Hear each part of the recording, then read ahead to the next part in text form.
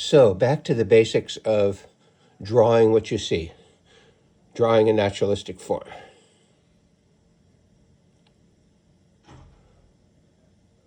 Basically, the first step is seeing the overall form, as mentioned, and often I say as if you're going to do a drawing of the outline of the continent of Australia, which is like a big island.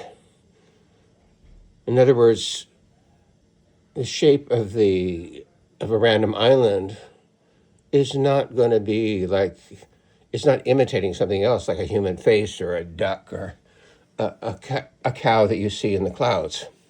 Neither are clouds.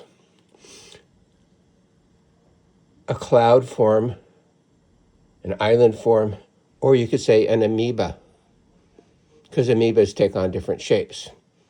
You want to see the shape, see its character, then you're going to proceed to, number one, jump into putting the shape down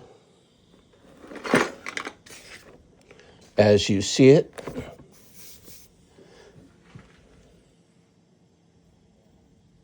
So if it was this bird or something, now this is, I'm going to kind of ultra amoeba-like, render the form ultra amoeba-like, let's say, rather than Australia-like. That might be your first try. Now, again, in reality, you might get it more accurate, your first step. But the point is, when you commit, then you do some basic corrections. So, again, you're still, this is not a committed thing. I should draw darker here. So, but maybe that's where that beak is. The wing goes out. And this one comes like this.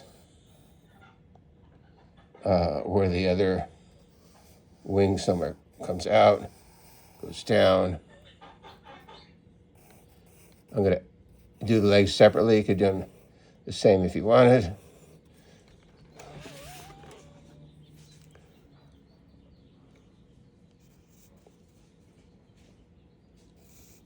So I'll put roughly where those feathers are. There's no reason to go into the accuracy of the feathers because you're going to change them later to actually make them accurate.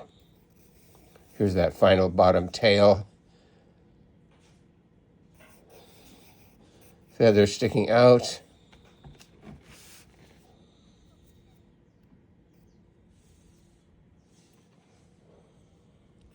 And it's going to come up somehow like this and go down like that. Now, I set myself up for a bit of an anomaly here, a problem, because I can't have them both sitting together. But basically, that would be your first shot, some kind of semi-amoeba-like form. And going in to maybe make a little bit more what you see as corresponding to the shape you're after, but just a little bit, because you're going to be doing a lot of heavy accuracy.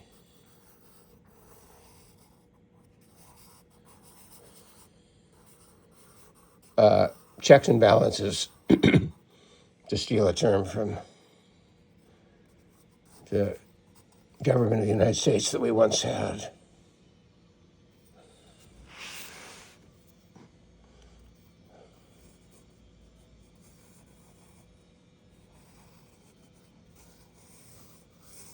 So what I'm trying to show here is simply, it's just a slight correction.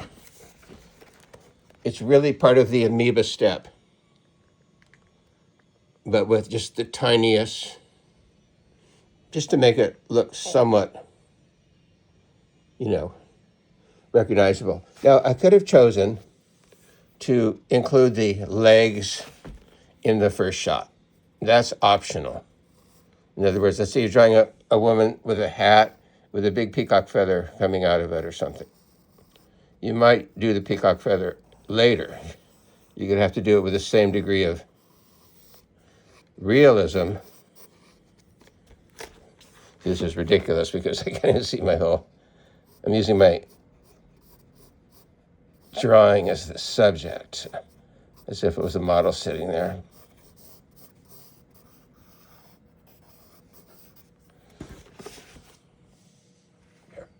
What I really should be doing is going to this here.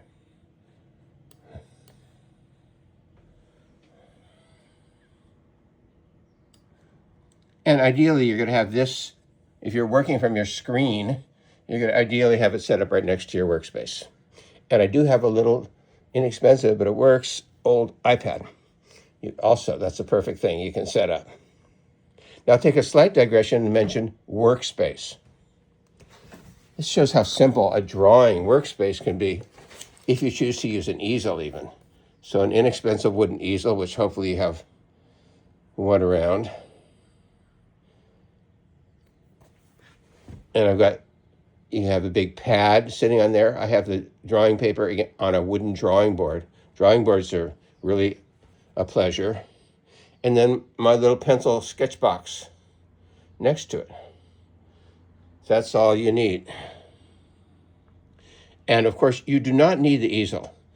In fact, for most people, it's more comfortable if they're just working on a flat table, as long as your drawing isn't too big. By too big is if it's, let's say the drawing is 5 feet long. Well, because of perspective, we're getting a distorted view of our own drawing. It gets smaller, like railroad tracks in the distance, and that applies to 5 feet away as much as it applies to 5 miles away with railroad tracks. So there's nothing wrong, especially, let's say you're starting off with a pad this big, with just starting on a flat table. Pencils, erasers, a good pencil sharpener. If you want to start going on a vertical space like an easel, there's a tremendous amount of advantages to that. There's going to be a slight learning curve where it's going to feel awkward, but you'll get over it very quickly. And then one advantage is, you see, even if this was 5 feet tall, if I'm looking at it from a couple of feet away, it doesn't have the tracks getting narrower as they go to infinity aspect, the railroad tracks going to infinity, because I'm looking at the whole thing from the same distance. That's a huge part of why drawing and painting vertically is important, much more important than one would realize, and why people use easels. That's why you don't see painters working on something like that as flat on a table. It causes huge distortions that you later realize. So,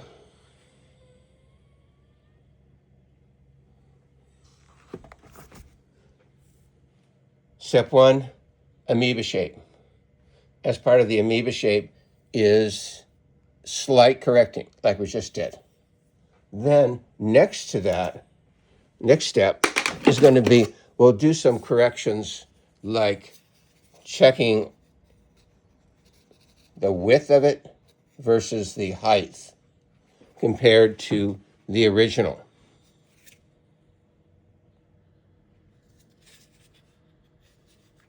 Now, see, I was going like this before, by putting the measuring thing against the computer screen. But the reality is, let's say if I do it from a distance away, it also works. It doesn't matter if that's out of focus. See, I can also go here where I'm not even close to the screen at all. I'm 3 feet from the screen. As long as I keep my arm in the same position, I don't bend my elbow, then I could take that length and go, 1 1/4 widths equal height. Now, because I'm trying to do it holding a iPhone in one hand and a ruler in the other, it makes it a little more difficult. But the point is, I'm making the width, which is where my finger is hitting the measuring tool. Then I take it here, and I got one width, goes to right under where its beak is, sort of a little bit. Then I try to put it at that same point, and you see it's about here. It looks more like 1/3 or 1/2. 1.5 width to a height. Then I go to this drawing and I pick a point that I think might be the point that I want to commit to as the width, and then I'll compare it. 1, and here is a quarter or whatever. And then I'll correct. Let's say it's way off, I'll correct. However, at this point also is a very good time to see, am I going to force the legs off the paper? Do I need to reposition the entire thing so I can fit everything I want? If the raven was wearing a hat with a peacock feather, will I have room for the peacock feather? So you can change everything, move everything around. I had to move this drawing upward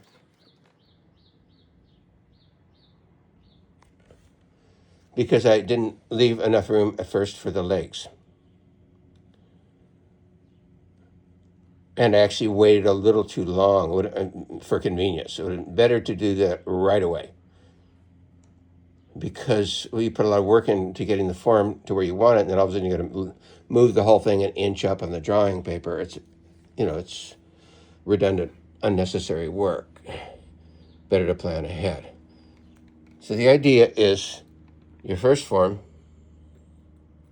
and then you're going to start correcting the overall form to get to that point. The first is going to be width and height. You're going to establish one of those as your constant that you'll always go back to as your number one measurement. Then you'll do things like establishing, let's say, the head. And since the raven's head blends into his body, we either are going to pick an arbitrary point or we'd use the bottom of the beak.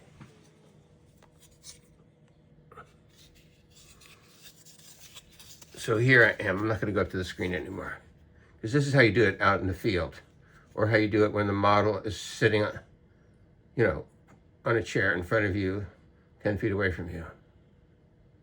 So I could pick this point. It's pretty darn arbitrary as the head, or I could pick the bottom of the beak if I wanted.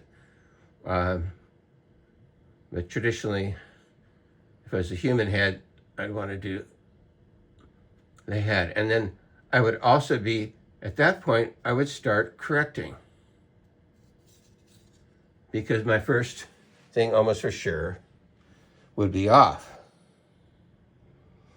In other words, this is off. And I start changing things at that point. And you do it in a progression of stages. I studied under one artist, Bob Gerbach, who actually was the greatest at teaching how to do a realistic portraiture. He was amazing. And it was an unbelievable blessing, because my mom was my greatest teacher, definitely outshone anybody at the university. And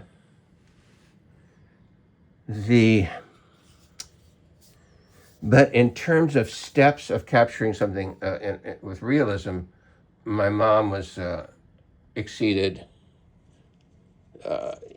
She exceeded in lots of other areas, but Gerbach was better. He had this very, very staged, like a 12-step, having nothing to do with AA approach to putting your form, correcting height and width. Then you set the level of the head, set the level of the wings or legs, etc., in a regimented way. However, he did it with a human portrait, so you're always doing basically a head with hair, a head with a hat, and then you graduate from that to doing a whole body, like a nude or something. You can see here, in a way, this is a lot, the form might as well be a human head or something, because it's a shape more roughly like a head than like a standing male nude or something. So this, doing the overall raven, is much more like working on a nude posing in a life drawing class.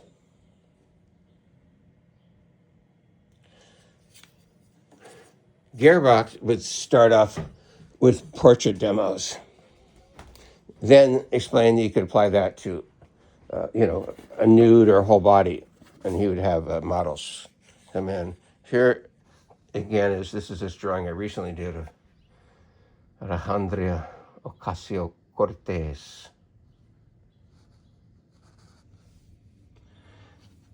And same thing, I had to do a whole overall shape. I think here I chose the shape of her head plus hair. This is one big shape. And then following the stages. It looks better in person than an image. I'm particularly happy with the teeth and mouth, even though it might be a little too heavily outlined at this point. But if you go to a point of realism, the mouth and teeth can be some of the most difficult things. And the whole key is, again, looking at them as abstract shapes. Like they're not teeth, they're amoebas. There's 6 amoebas in a row. By seeing what is actually there. So, this guy's teeth. Same deal. You don't want to just stylize, teeth. You want to see what's exactly there.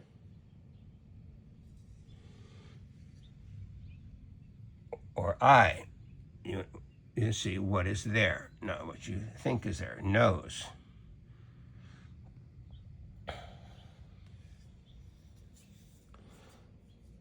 So you're gonna go step by step, correcting, and it can be as regimented as you want or as spontaneous as you want.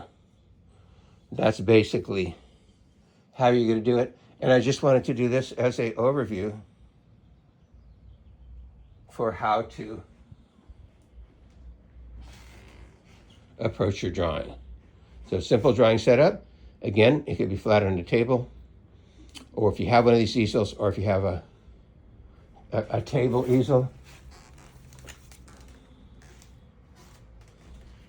That's a table easel. That's a table easel.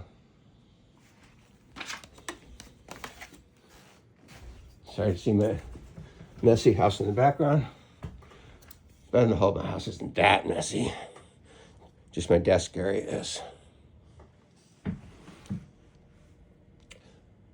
Okay. I was going to show more, but this is already 17 minutes of talking. I hope this is helpful. I will then start working on the raven's head, which is going to be a lot of fun. Look at that big, huge beak, eye. So this is going to be all about seeing what's there. Not going to be a stylized beak. It's going to be a form that we actually see. The eye, the position of the eye is going to be as we see, and then what the eye is like. See, that eye is basically a globe shape with reflections in it.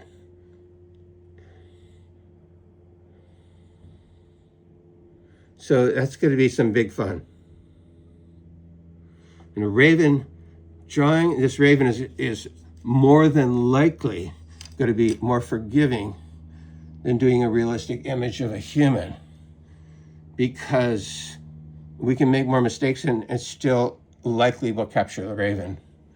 If you're doing a portrait, you have a commission to do a portrait of somebody, and it has to look like her, then you have to have it look like her. And actually this one of Mom by her 95-year-old student Snooky definitely captured Mom. Okay, over and out. And I would have loved to have a photograph of that model when she did this in the studio studying with Diebenkorn. But I don't have a photograph of the model. Okay, over and out. And I will talk more about how you use the same principle in doing something that is more like figurative abstraction, like this wonderful, beautiful, gorgeous handling of this woman's head, face, hair,